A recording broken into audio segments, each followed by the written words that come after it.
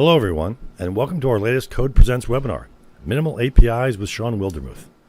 We are thrilled to having code author Shawn Wildermuth joining us today, and we're looking forward to listening to him present on the topic of minimal APIs. My name is Jim Duffy, and I'm responsible for the marketing and sales efforts for all of our code services, including Code Magazine, of course, but code is so much more than just a magazine.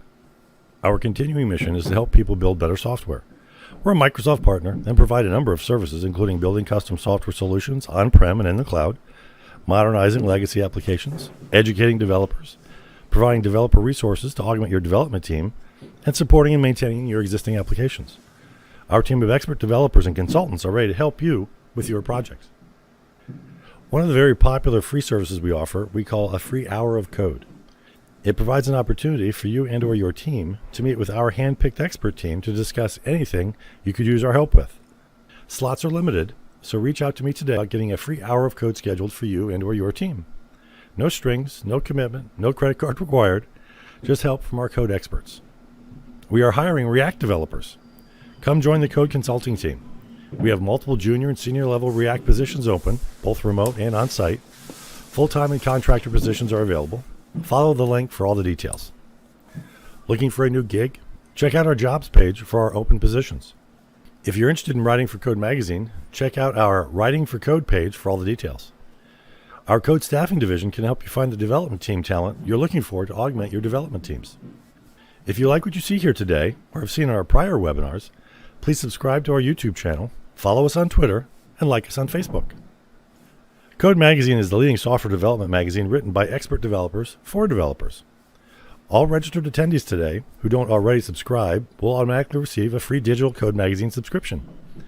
I've included a free subscription link here for you to freely share with others who couldn't make it to the webinar today. We would like your feedback about the webinar in the form of a quick survey, and we're willing to pay $100 in the form of an Amazon e-card to one lucky attendee. A name will be drawn from the entire webinar's registered attendee list, and a completed survey is required to qualify for the e-card. If the name selected hasn't completed a survey, another name is selected, and so on. Fill out our very short survey, and don't be that person whose name is selected only to lose out because you didn't complete the survey. The survey link is on the slide, and we'll post the survey link in the chat window. Just a quick shout out here to Photino. Photino is an open source project the code team is involved in that allows .NET developers to create native cross-platform desktop applications using web development technology. You can leverage your HTML and CSS and JavaScript skills to create desktop applications that run on Windows, Linux, and the Mac. It's like Electron, only smaller and much lighter. Learn more at tryphotino.io. The slides and recording of today's webinar, and all of our webinars, will be available on the Code Presents page on the Code website. I've included that link here. Our presenter today is Shawn Wildermuth. Shawn is an author, trainer, and filmmaker. He's a Microsoft MVP and a .NET Foundation board member. If this is the first time attending one of our webinars, welcome, and thank you so much for joining us. If you've attended one of our webinars in the past, welcome back. Okay, you've heard enough from me. Thanks for listening. Take it away, Shawn.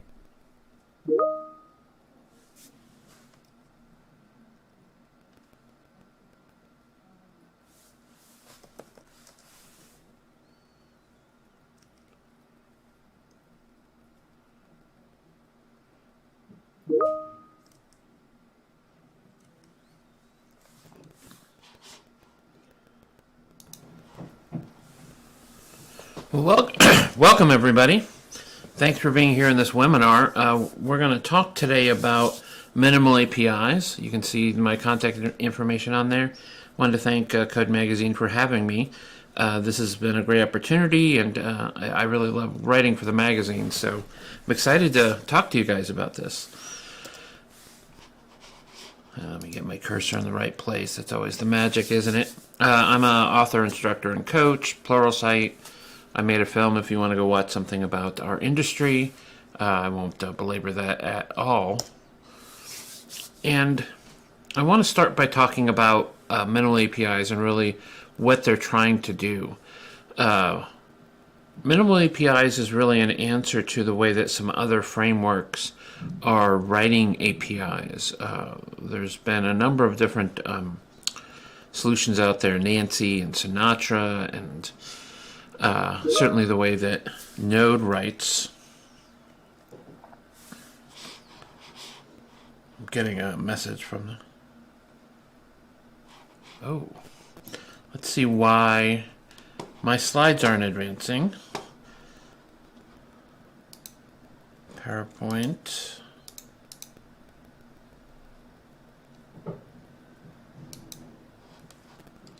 That is very weird.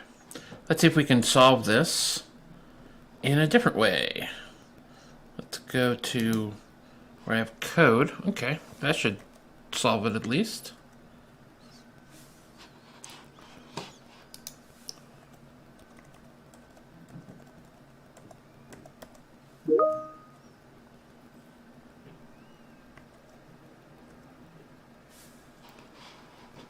Sorry about that, everyone. I will get better at this as we go forward. But let's talk about minimal APIs. So the idea behind minimal APIs is really this idea that came from, like I said, Nancy and Sinatra and some other frameworks that are out there, as well as the way that Node sort of supports it with Express. And these APIs really come out of some changes in .NET 6. So what we're going to talk about today is limited to .NET 6, Visual Studio 2022, or I'll be using Visual Studio Code to sort of show you how it works. And I think while this is a great solution, it isn't an all-in-one. You really, in my opinion, you shouldn't be writing all your APIs using minimal APIs, or for sure not converting controller-based APIs that you already have to minimal APIs, because you're not really going to gain much benefit by doing all of that work.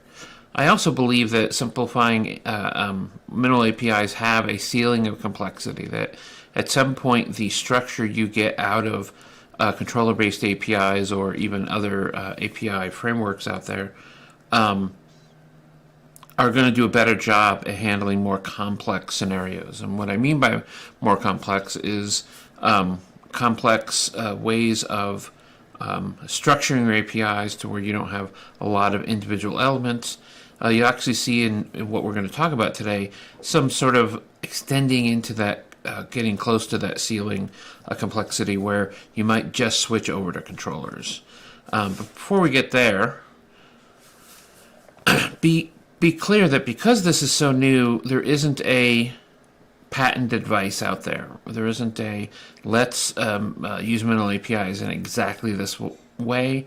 Now that they're out in the real world, a lot of people are experimenting, and out of that in the next months, maybe a year, we'll start to get some best practices. So I would say relax as much as you can around it. I think that when Microsoft releases a new technology like this, sometimes we can get overwhelmed by it and think that, oh, this is the new way and the old way is awful. And I think this is much more about choice. So I think that's an important sort of idea here. In the same way that MVC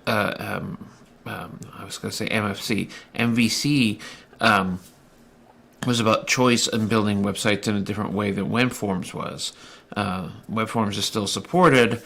MVC and now ASP.NET Core, are the newer ways that help us to maybe build things simpler and more straightforward, but it doesn't mean that controllers are going away anytime soon. In these real-world practices, minimal APIs give you a lot of control. There's not much convention there for you to rely on like you could with controller-based APIs, but that means that you can create solutions that fit your use case really well, but it also means that you can over-engineer it and make it way more complex than it should be. And so, take a grain of salt, think about it, and understand really where this comes from. In my mind, this is huge for when you're starting a new greenfield application. I got a little alert. Let's make sure there's not an issue.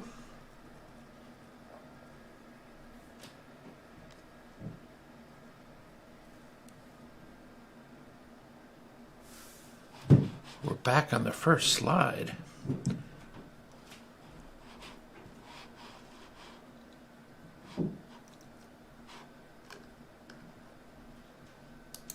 Oh, I'm sorry. There was a question that came in.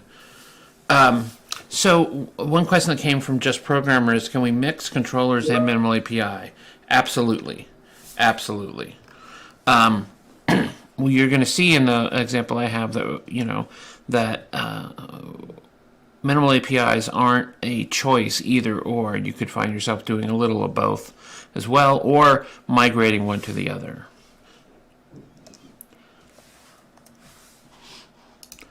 And so let's go and write some code. If you've seen me talk before, you know that I'm not a huge fan of 100 slides. So I'm going to switch over to Visual Studio Code, which is what I'm going to use for this demo. The Visual Studio 2022 would be just as fine as well, but this has some features in it that I just want to utilize, and it's a little simpler. I have this pretty simple application running, and the first thing you're going to notice is that I'm starting in this program.cs, and if you haven't used .NET 6 yet, this may look weird. And that's because one of the things that they're bringing into this is top-level statements. And while minimal APIs isn't directly related to top-level statements, it's sort of in the same vein. And so I'm going to spend the briefest time talking about top-level statements. Effectively, program.cs can have statements outside of a class. It's to remove some of that boilerplate, some of that ceremony. And so while we see code running in our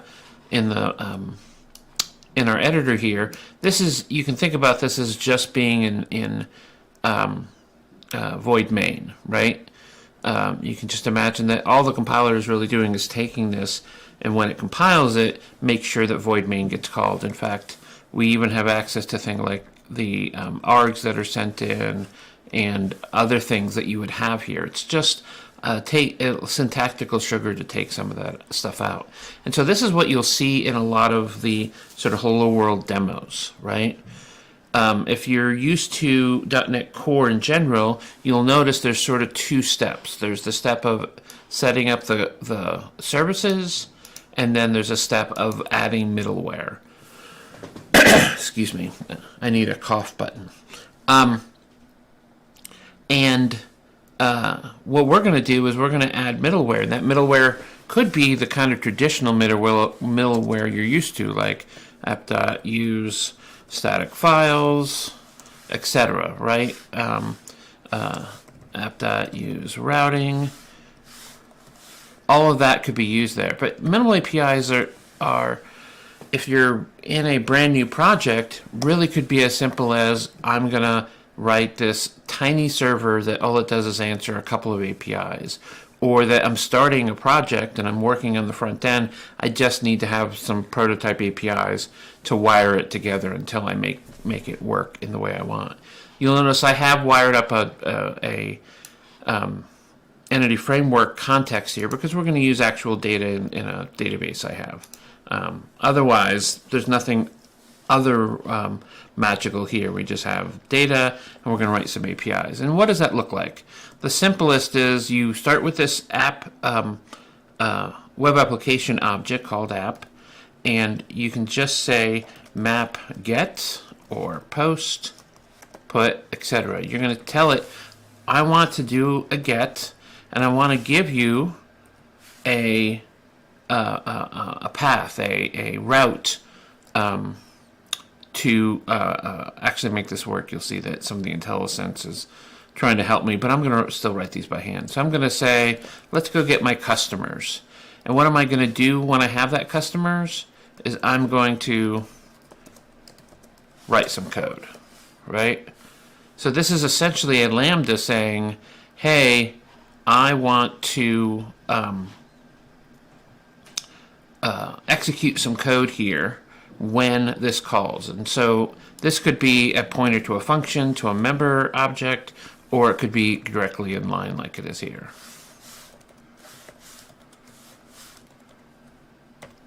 And so what we're going to get from the context here is actually just, this is the HTTP context. So this isn't quite what we want. We could do the response type, content,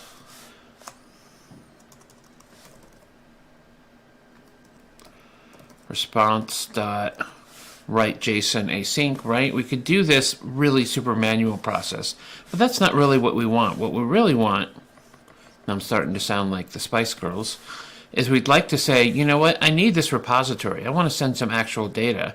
And so I'm going to say repository, I'll call it repo, and this is implying something I think is important for you to see, and that is that your dependency injection is going to happen at the lambda or at the function level or the method level here.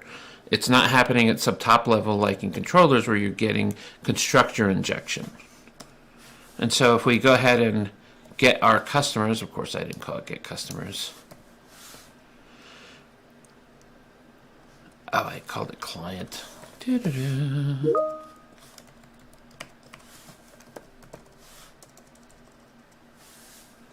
And there's a question. So Sam Elasso, or I'm sure I'm butchering that name, Salam Elasso, no need for startup CS. This is a replacement of it instead of having sort of that two-phase. You can still use startup CS if you're finding some benefit in that. This isn't the one and only way, but this is much simpler so that the boilerplate has less moving pieces, as it will. You can still, up here at the top, when you do the create builder, you can still set up your own logging and set up your own configuration and all of that. But this should be a little simpler. In fact, this app builder has like the configuration object already attached and already has the logger attached. So if you need it in those situations. And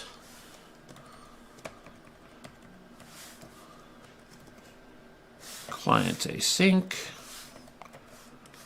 And I'm not going to, I could also do some error handling here. But on the whole, this should work, right? We're just returning a set of customers. And because this is running with a watch in the background, if I come over here, I keep on saying customers, put clients in here.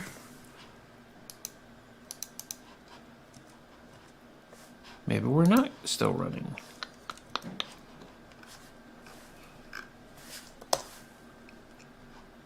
Tell it to restart. There we go. And I'm using, just to be clear, the Thunder client, which is a add individual studio to let me do the sort of Postman-like things. And it does not like that. Oh, I bet. No. Well, this is embarrassing, isn't it?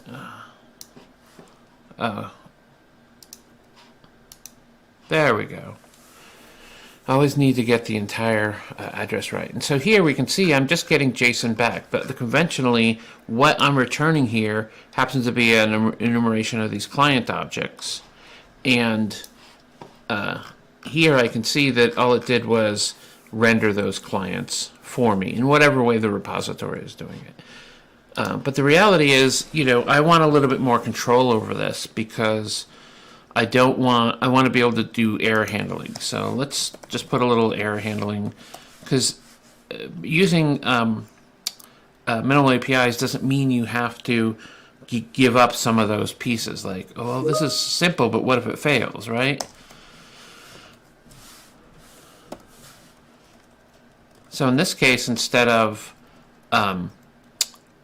returning the customers, we can tell it to return results dot bad request or server error or whatever you want it to say. And because of that, it wants to infer that we need to do the same here, results dot okay. Right? Notice that it's giving some complaint here until we are returning the same sort of object, because it's doing a lot of inference here. There's a lot of heavy lifting happening. And so we should get the same. Whoops. Keep on wanting to tab over to it. Let's do it again. We're getting a 200 and nothing's really changed, just we can now see kind of the flow here. And the last piece I'll talk about before we talk about really structuring is this is a fluent syntax. So on the end of this map get, this is where we can do things like allows anonymous or produces IEnumerable client, right? Where you can get some of the documentation for when you're using Swagger and things like that. Most of those pieces are on top of this. So you don't have to give up the power just because you're using minimal APIs, but ultimately at the end of the day, this may be more complex, right? I'm going to shelve what I'm working on real quick because I'm going to switch over to another branch where I have a little bit more working. And so let's just shelve or stash this, no message. And I'm going to go over to another branch I have here, and I'll put this out on GitHub so you guys can get it. I'll have some link at the end on how to look for that. But let's go to that first step.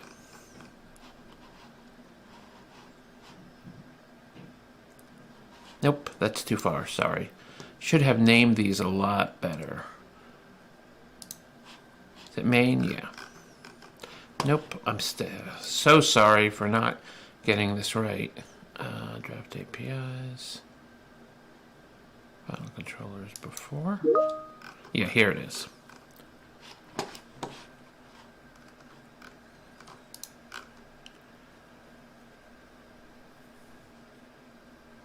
So the question from Dave Dealgood is, speaking of Swagger, does Swashbuckle pick up these as well?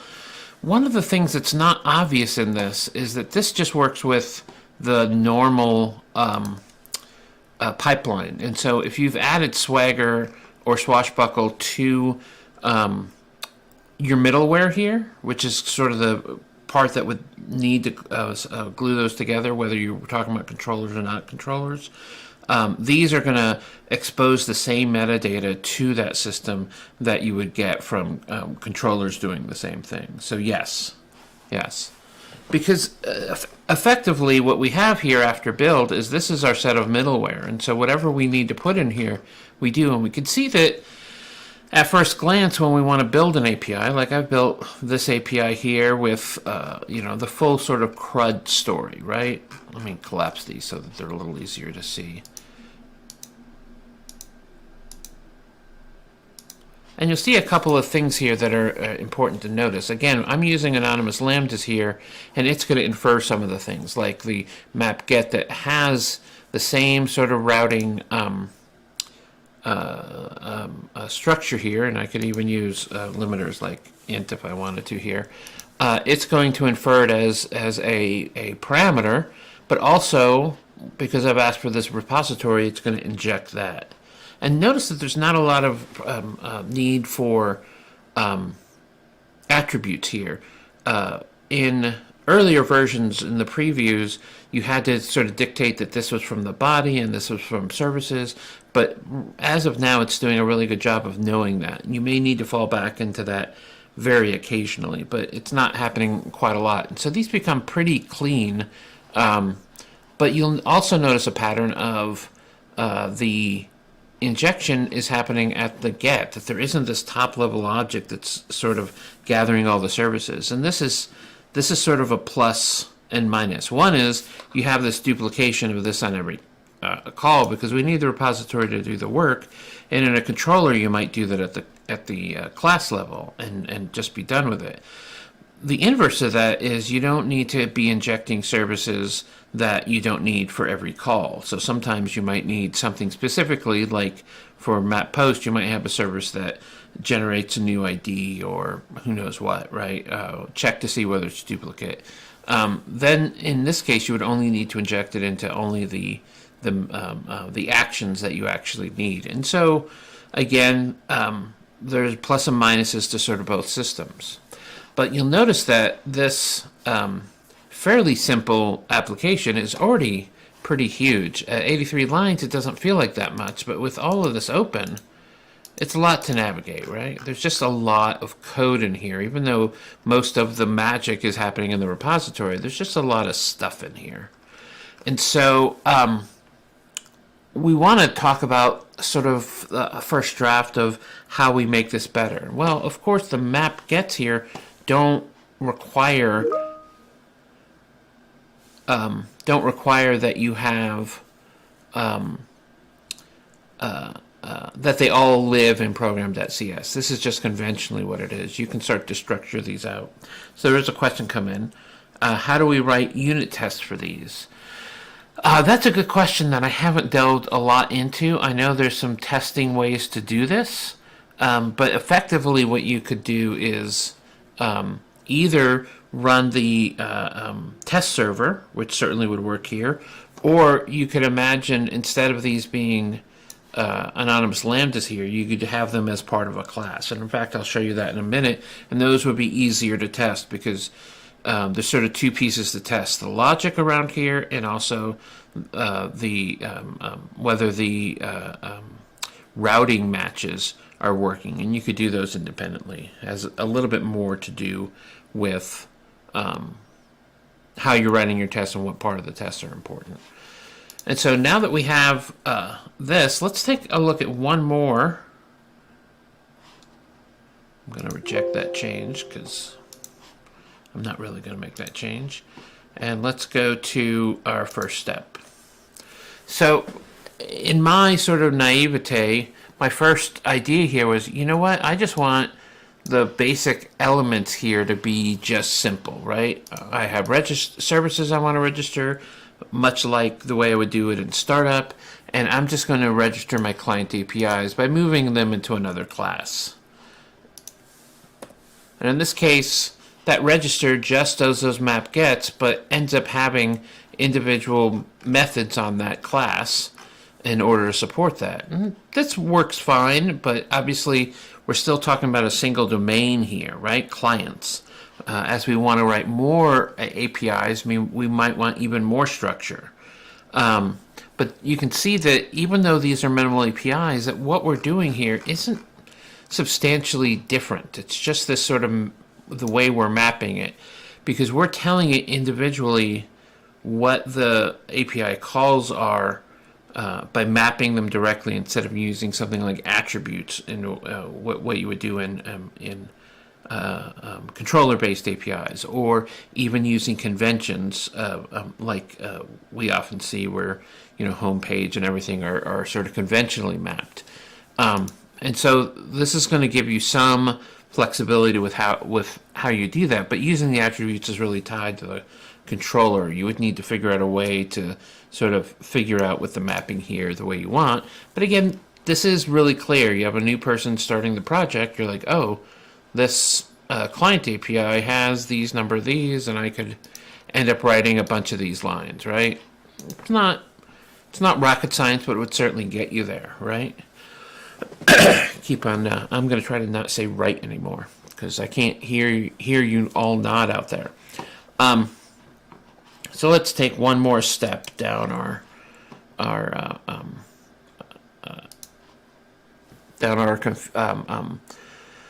road to complexity, right? Okay, you know what? Register services is fine, but I'd like to be able to just go ahead and get the APIs. And so in this case, I've built up something. I've come down here and I've said, you know what?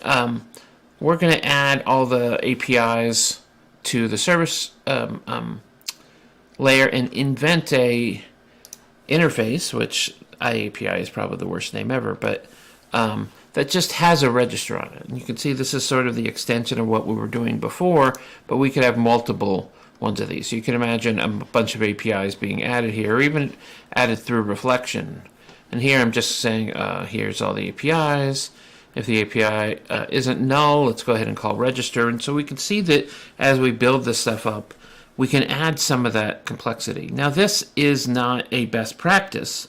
This is my first draft at trying to find some structure in the world. And so that's what I meant earlier when I talked about best practices, is that we really have this situation where we're given the full reins of minimal APIs, and we're given all the freedom to structure them in whatever way we can. But that does mean that we could be over engineering. And this is sort of a classic place. Like here, I've built an interface for it. I've registered the client API. I'm walking through those APIs and registering. But my project right now has a single API. Would it have been simpler not to just have those 5 methods somewhere, right? And so this is, if my project stayed this size, this will work forever, right? But it also, am I future-proofing it before I need to? And that's sort of one of the balancing acts as developers that we need to do, is to figure out how much we need to add complexity or remove complexity, because, the maintainability. Future-proofing our code is usually the wrong idea. Oh, I might one day need a second API here, or a class of APIs, right? And so, at the end of the day, you may just refactor into this, which you've come to know, right? Use routing, map controllers, add controllers here, and then just literally build out controllers, and then there's my client controller. Now, the code that sits inside of each of these methods is the same code that we had in the first example, right? None of the actual code has changed, just the way we're executing it, right? We can see that, here I'm bringing in the loggers at the class level, and I'm using them here in the traditional way we have with class-based controllers. And so at the end of the day, this is where I really feel like we end up sitting, and that is what's the word I'm looking for? We have something that on the face of it is incredibly simple, and as we start to use it, it's going to gain in complexity. And I don't feel like I've failed if I end up with controllers at the end of the day. But allowing me, when I start a brand new project, to be able to, let's get rid of that, to be able to just have some APIs that I register and be able to go about my way.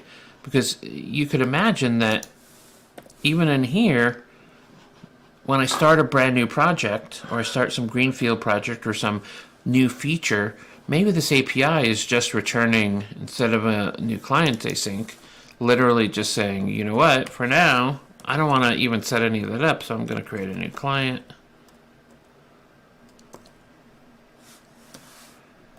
And that's it, right? I could start with this idea of something incredibly simple instead of it being more complex.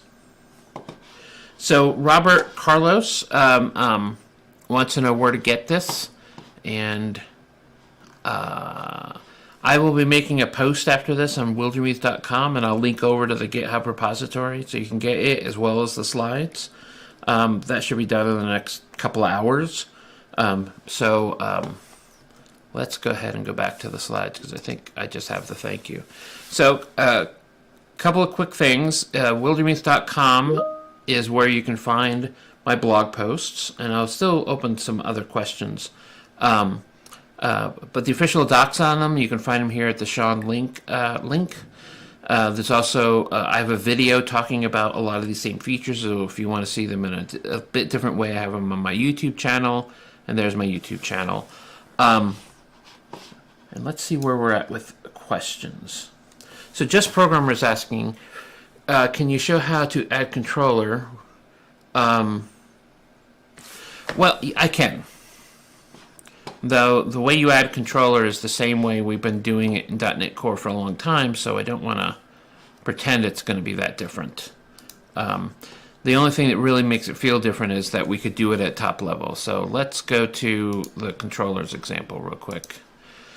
And essentially, the way that the controller stuff works is that as long as you're using routing and you're mapping the calling map controllers inside of use endpoints, this is where it finds, this is where it's going to be looking through your system for controllers. And conventionally, those are always in a directory call controller, and those are always derived from a class called controller or controller base. For APIs, we typically use controller base.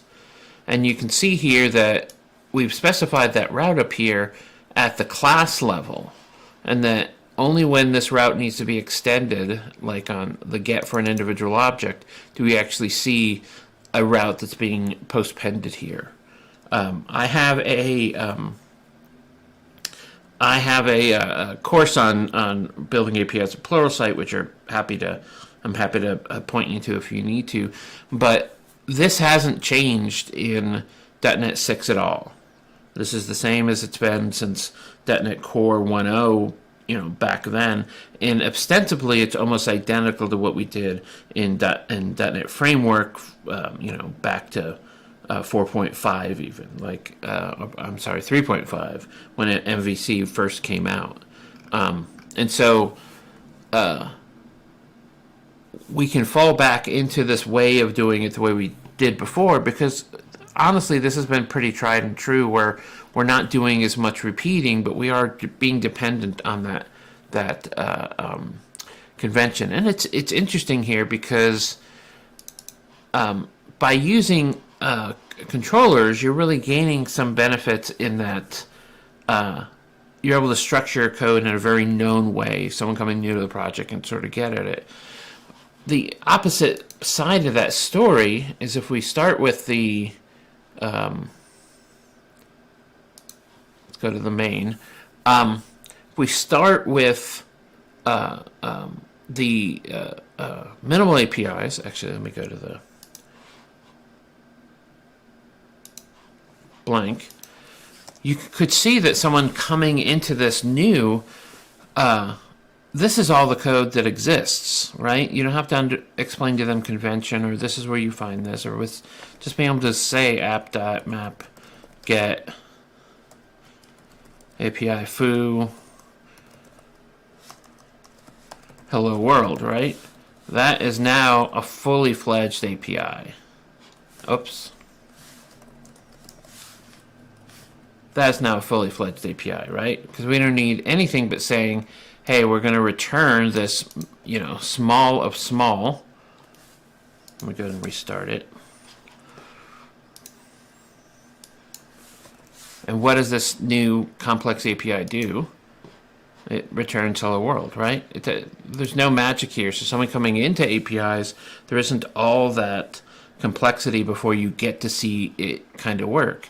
And these aren't special in the world of .NET Core at all, which means that if you do app use authentication and app.use authorization, and this is one of the promises of the way that .NET Core was envisioned from the beginning, is all this middleware just applies to whatever you're doing here, whether this is minimal API, controller-based APIs, gRPC, whatever it may be. They don't have to rebuild them for each of these individual things. If you have Windows-based authentication or token-based authentication, this doesn't need to think about it in ostensibly any different way than any other part of your code. So the question from Just Programmer is, so we can use map get and connect controller in the same way. Ostensibly, it is the same way. The big difference here is something like map get or post or put is doing the same thing that a method on a controller does. You're just missing that need for a class level object, which is a bit more ceremony. But there's a big world of difference between returning a string and doing complex business logic, right? And so at some point in the story, you're going to want more structure. What I like minimal APIs, but I also fear the client that one day calls me and goes, I don't know what happened, but our program.cs is now 1,200 lines. How do we fix it? Because that's the that it would be easy to fall back into that of just like every API gets their own map get post put delete here, and we'll just where's the API? It's all in program.cs. And that's probably not the best solution for as your project grows, right? Having a way to sort of do it in a larger sense can really help. Other questions? or questions I didn't answer when I thought I did?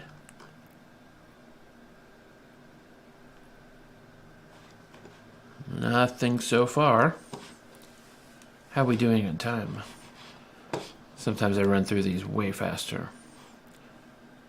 Well, I'll give it another minute for some new questions. At the end of the day, what we're trying to accomplish is still just connecting things, right? These are just ways of doing it. And minimal APIs is just another tool in the tool chest. Minimal APIs are about just getting to REST calls easier.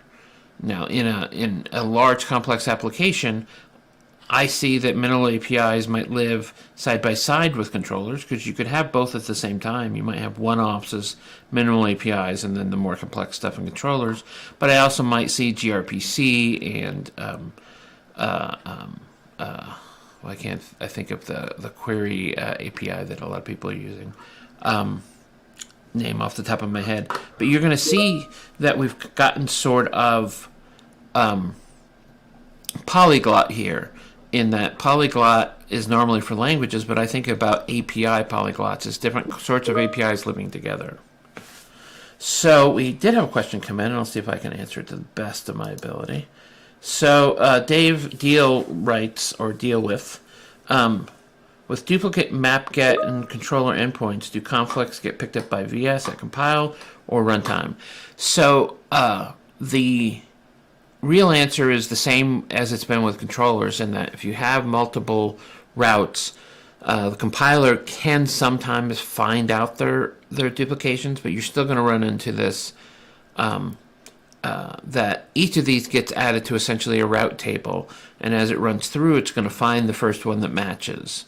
And so you might just find, oh, why is this method never being called and it's calling this other one? Maybe that their signatures are close enough that one is matching where you don't expect it to be. And so you have to go down the route debugging hole that everyone one day has to go through. It's sort of a rite of passage. These are just added in the order that you're calling the map methods, nothing more. I hope that explains that. The core compiler will catch a number of these, either as runtime or compile time checks, but it will not catch every instance, because sometimes it won't know that they're duplicate until it has a certain attribute. A common way of doing this is like get by ID. If you don't specify it's an integer, and then you have a get by name, it's going to try to do that integer every time. Try to do that name every time, and the integer might never be called, because in the URL, that number is just a string that happens to have a number in it, right? So that certainly can be an issue. Alex Wilson, can we add custom middleware as normal with .NET Core? Absolutely. So this just lives in the same middleware pipeline in the order it is, because one of the things that I chime on way more often than I probably should is that between the app builder here, I was pointing on my screen, but you can't see that. Between the app builder here and run is just a list of middleware that it's going to go through. And these end up being just a tiny piece of middleware that they're going to execute one after another. So any other middleware you have or extending it, all works. So Nicholas Stein asks, what about putting up a minimal API for each microservice? How many? You can have many endpoints with a client. And it might be easier to implement CQRS and such. And this is one of the use cases out there. I'm on the fence about microservices on their whole, because it does make each service much simpler. And when I'm talking about microservice, I mean small services that have particular needs, have particular services that they supply. That you're not having one service handle a ton of different sorts of domain knowledge. And this is one architectural approach that's out there that a lot of people are doing. But I think it's important to realize that you're giving what you're losing in complexity in the service, you're gaining in the complexity of deployment and managing. So if you need microservices, if you're handling versioning differently, and if you're gaining some of the benefits of doing microservices, yes, this is a classic place where creating a super simple service with just the 7 API calls you need and having it as a microservice, absolutely the use case. It might too be easier to implement a number of patterns, CQRS among them. So Todd Grenier, I don't know what it is, so I'm sorry, Todd. Can you use Fluent validation? Yes. The code that's inside the controllers is no different than any other controller. They're mapped to the same sort of C# code. So anything that you're currently using inside of controller-based APIs will continue to work for this. It's no different. It's just window dressing on how that method gets executed. That's all it is. So Matthew Tedler, could you add and change an API method at runtime without bringing down the service overall? No, you would need to recompile the service. It is possible with Node because it's all compiled, and there are some ways to sort of inject this stuff that might work, but the reality is changing an API at runtime scares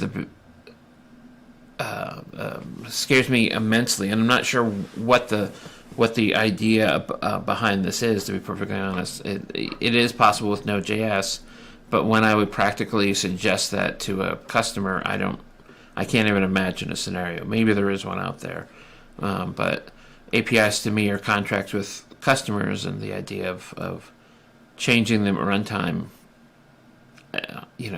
is like giving the developers the key to the data center again. It just seems like a bad idea. Any other questions? Feel free to follow me and argue with me about all of this, because I could be wrong and I'm open to learning. Twitter's the easiest way to reach me, or at wildermuth.com you can send me a message, or reply to a blog post with angry treatises, whichever you prefer. Twitter's easier because they're limiting you to 280 characters of anger, but whichever works for you. I know that some people don't want to ask publicly, but I'm around. I think we're just about running out of time. If there's no more questions, I'll go ahead and close it with another amazing video.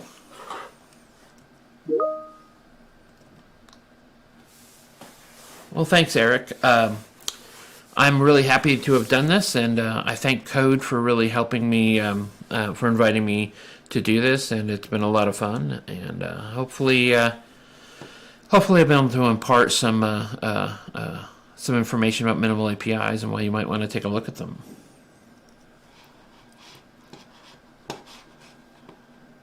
Going to switch over here. Hello, everyone, and welcome. Thanks, Shawn. Make sure I'll remind you that we're very interested in your feedback about the webinar and would appreciate you taking a moment or two to fill out our survey. It's all of 12 questions, and you'll fly right through it. And one lucky attendee will receive a $100 Amazon e-card. Mark your calendar for Wednesday, January 12th at 1 p.m. Eastern for our next Code Presents webinar, Entity Framework Course 6, Fulfilling the Bucket List, with Julie Lerman. Just a reminder that as a benefit of registering for this webinar, all registered attendees. Thanks, Shawn. I'll remind you that we're very interested in your feedback about the webinar and would appreciate you taking a moment or two to fill out our survey. It's all of 12 questions, and you'll fly right through it, and one lucky attendee will receive a $100 Amazon e-card. Mark your calendar for Wednesday, January 12th at 1 p.m. Eastern for our next Code Presents webinar, Entity Framework Course 6, Fulfilling the Bucket List, with Julie Lerman. Just a reminder that as a benefit of registering for this webinar, all registered attendees who don't already subscribe will automatically receive a free digital Code magazine subscription. Please share the free subscription link with others who couldn't attend the webinar today. Code Consulting is hiring React developers. Come join the Code Consulting team. We have multiple junior and senior level React positions currently open, both remote and on-site. Full-time and contractor positions are available. Follow the link for all the details. Through our free hour of code offer, you can ask for our help on whatever you or your team needs. No strings, no commitment, no credit card required. Just help from our code experts. Reach out to me about scheduling your free hour of code. The Code mobile app is available on both iOS and Android. It's an ideal way to read Code Magazine on the go. A free Code Magazine subscription is also available as a Microsoft benefit. Visual Studio subscription customers and Dev Essential members qualify for a free Code Magazine subscription. That's it for today's presentation. Don't forget to like us on Facebook and follow us on Twitter. If you're attending live, we will be in the chat room for a while answering as many questions as possible.